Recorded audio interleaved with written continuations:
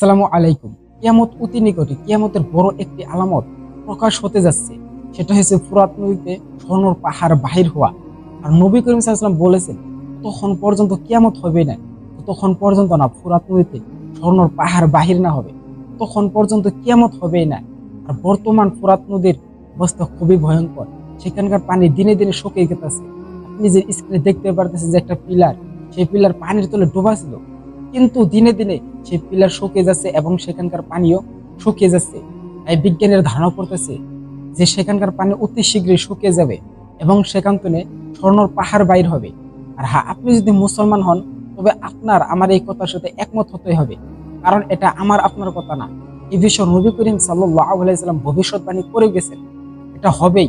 এটার উপরে আপনার ঈমান রাখতে হবে, এটাকে আপনার বিশ্বাস করতেই হবে। আর আপনাকেই বলতেছি, যেদিন সূর্য পশ্চিম দিক থেকে উঠবে সেদিন আপনি যতই তওবা করেন আপনার তওবা কবুল করা হবে না।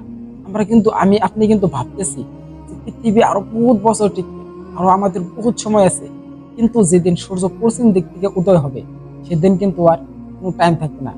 সময় থাকতে আমরা সবাই আল্লাহ সুবহানাহু ওয়া তাআলার প্রতি ফিরে আসি।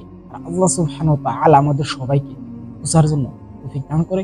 ওমা তাওফিকি ইল্লা বিল্লাহ, নাসরুম মিনাল্লাহি ফাতহুন কারীম। ওয়া আখিরু দাওয়ানা আলহামদুলিল্লাহি রাব্বিল আলামিন। আসসালামু আলাইকুম ওয়া রাহমাতুল্লাহি ওয়া বারাকাতুহু।